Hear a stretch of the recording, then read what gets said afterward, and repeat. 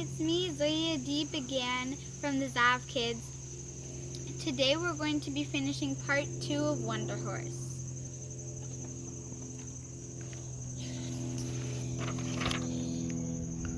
They proceeded to B, then to C, until Jim knew the whole alphabet.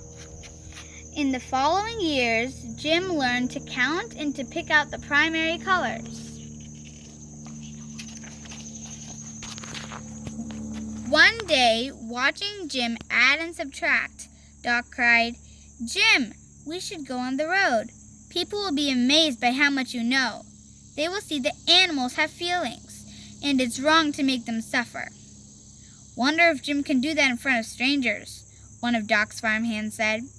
"Might just be sensing what you want him to do, not learning at all."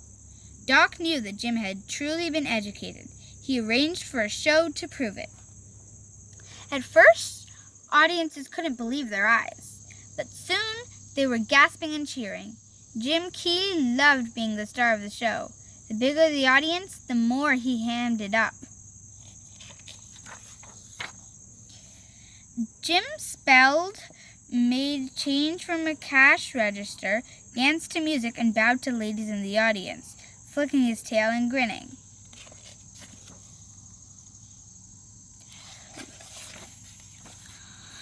Jim and Doc traveled to fairs, small towns, theaters, and big city arenas.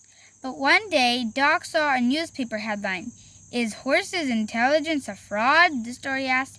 "How could a little old black man with no education teach a dumb animal to do those things?" The next day, there were hecklers in the audience. "This is all a trick," one shouted. "The most wonderful horse in the world, Jim Key, unique wonder." "Some people are offended by your brain power," Doc said to Jim, "but children believe in you." Doc asked the local board of education to close the schools for a day so that every child in town could come to the show. The board replied, "We can't close our schools for horse shows or monkey shows."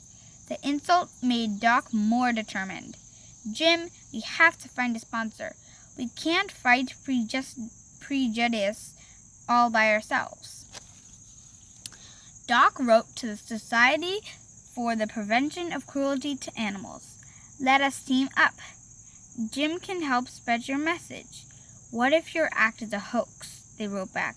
"People already call us foolish for teaching kindness to animals." Doc invited them to come see for themselves, and they agreed as long as the demonstration was secret. The big day arrived.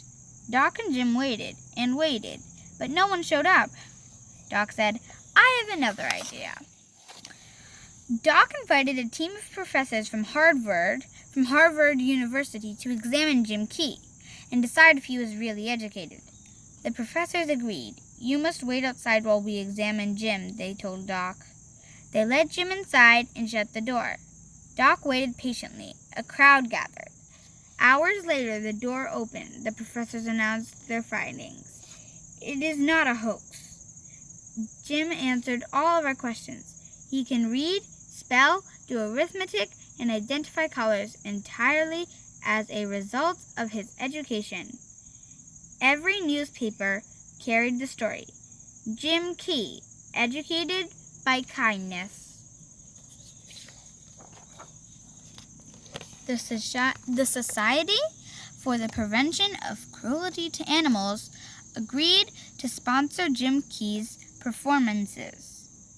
After the shows, thousands of school children signed a pledge that said, "I promise to treat animals with kindness." See beautiful Jim Key. He reads, writes, spells, figures, uses a cash register, etc., etc.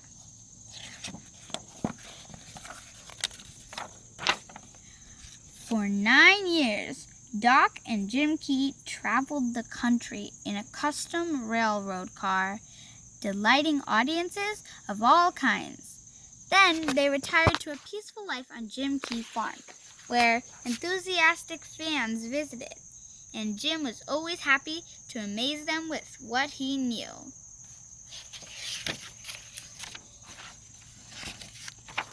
This is a true story based on a man who actually educated a horse using kindness. The end.